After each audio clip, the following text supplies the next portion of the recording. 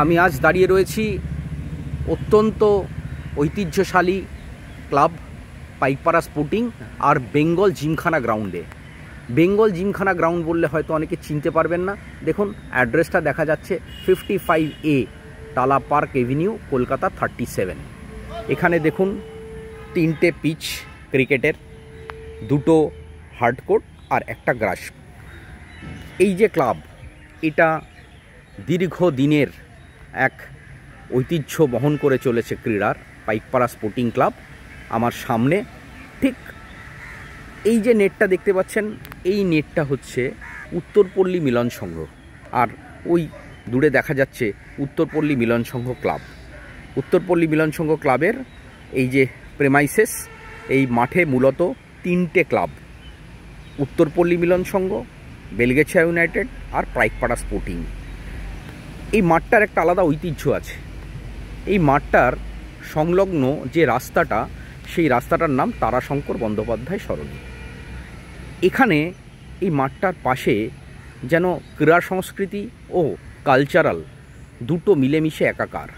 এই তারাশঙ্করবাবু এইখানেই থাকতেন একটি বাড়িতে, তার বাড়িটি আজও আছে এবং দীর্ঘদিন থেকে সেটা একটা সংগ্রহশালা তৈরি হয়েছে।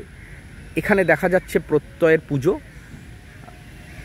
বেশ কয়েক বছর ধরে প্রত্যয় এখানেই পুজো করেন। আর এই যে নতুন টেন্ট যেটা দেখছেন, সেটা বেলগেছিয়া ইউনাইটেড ক্লাবের নবনির্মিত টেন্ট ও ক্রিকেট কোর্ট। এই মাঠটায় জানেন অতীতে প্রচুর বড় বড় ফুটবলার এই মাঠ থেকে উঠেছেন। তরুণ বসু, সুধীর কর্মকার। লাস্ট 2 বছরে মাঠটা সিএবির অধীনে চলে যায়।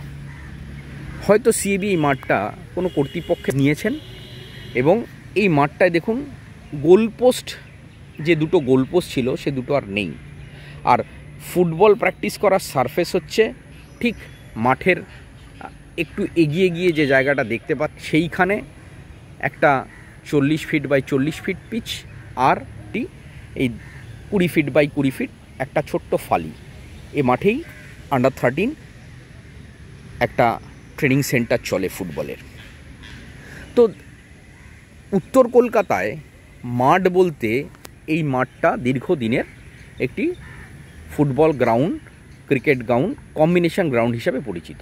অথচ গত বছর থেকে এখানে এই মাঠটা সিএবি নিয়ে নেওয়ার পরে এবছর তারা অন্য রকমভাবে মাঠটার পরিচর্যা করছেন এবং হয়তো তাদের কাছে যে ফান্ডিং, তাদের কাছে যে অর্থ, তা দিয়ে সত্যি সত্যি একটা আদর্শ ক্রিকেট গ্রাউন্ড তারা তৈরি করে ফেলবেন। এবং প্রতিনিয়ত এখানে দেখুন মাঠের পরিচর্যা যারা করেন তারা কাজ করছেন।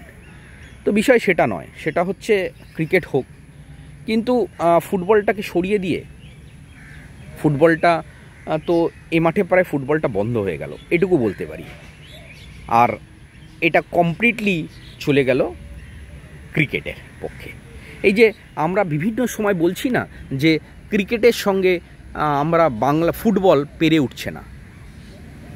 একটা ফুটবল খেলতে গেলে যেটা বেসিক জিনিস, সেটা হচ্ছে গ্রাউন্ড, মানে ইনফ্রাস্ট্রাকচার। ইনফ্রাস্ট্রাকচারের প্রথম জিনিস কি? গ্রাউন্ড। আজকে দেখুন সারা পশ্চিমবঙ্গ জুড়ে কিন্তু একই চিত্র। এই চিত্রে কোথাও কিন্তু অন্যথা নেই। ম্যাক্সিমাম গ্রাউন্ডগুলো কিন্তু ক্রিকেট অ্যাসোসিয়েশন অফ বেঙ্গল নিয়ে নিয়েছেন লিজে, লং টার্ম লিজে। তাহলে প্রথমেই কিন্তু ইনফ্রাস্ট্রাকচারের জায়গায় আমাদের ল্যাকিং শুরু হলো। আমি বলছি না যে ফুটবল আমরা কেন বলছেন কেন পেরে উঠছি না, কেন গ্রাসরুট সিস্টেম নেই। দেখুন এই একটা মাঠ, যে মাঠে পাইকপাড়া স্পোর্টিং ক্লাবের 3টে, শোনা যাচ্ছে বেলগেছিয়া ইউনাইটেড ক্লাবের গোটা 6 এবং উত্তরপল্লী মিলন সংঘ ক্লাবের আরও 3টে, এই 6 আর 6 12খানা ক্রিকেট প্র্যাকটিস করার সারফেস। আর এটা হচ্ছে ম্যাচ খেলার জায়গা, অথচ ফুটবলটা সেখানে নেই বললেই চলে। ফুটবলটাকে এইভাবেই তুলে দেওয়া হচ্ছে। তো এটা কোনো প্রতিবাদ আন্দোলন নয়।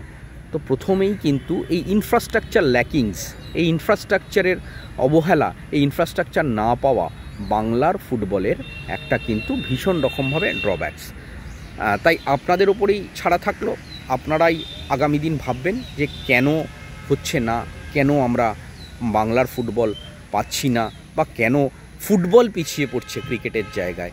সেই জায়গাগুলোকে যদি অনুধাবন করতে হয় তাহলে কিন্তু আস্তে আস্তে এই বিষয়গুলোর ভিতরে আসতে হবে।